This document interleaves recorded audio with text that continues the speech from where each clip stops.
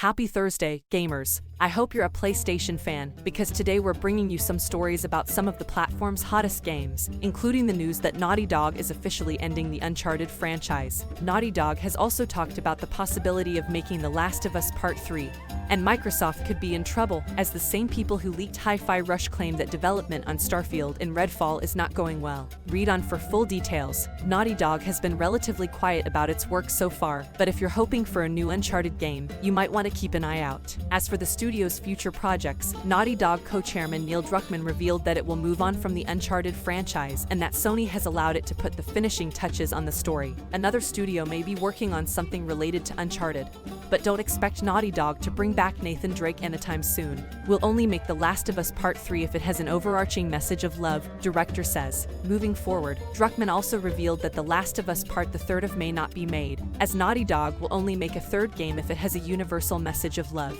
Druckmann claimed that if the team couldn't come up with such a story, Naughty Dog would be more than happy to abandon the current series. While this might sound bad to fans, Druckmann was quick to explain that Naughty Dog is at the same stage as it was at the end of the first game, wisely leaving a lifeline for anyone still asking. Hi-Fi Rush leaker claims Starfield and Redfall development is in a sketchy state. Enough talking about Naughty Dog, let's move on to Xbox. It's not a great read for fans, though, as the same people who leaked Hi-Fi Rush recently also claimed that Starfield and Redfall's development is in a rough state.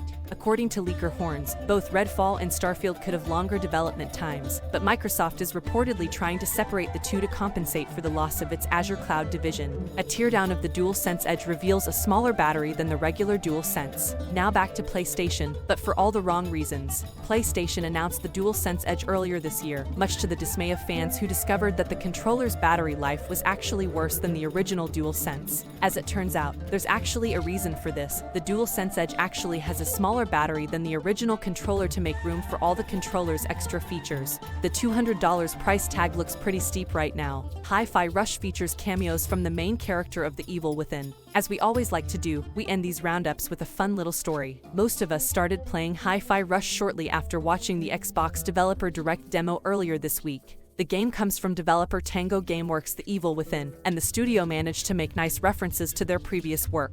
Nearby, players can find a robot detective named Sebaa, a cheeky nod to The Evil Within's main character, Sebastian. Thanks for watching. Don't forget to like and subscribe, and support my channel.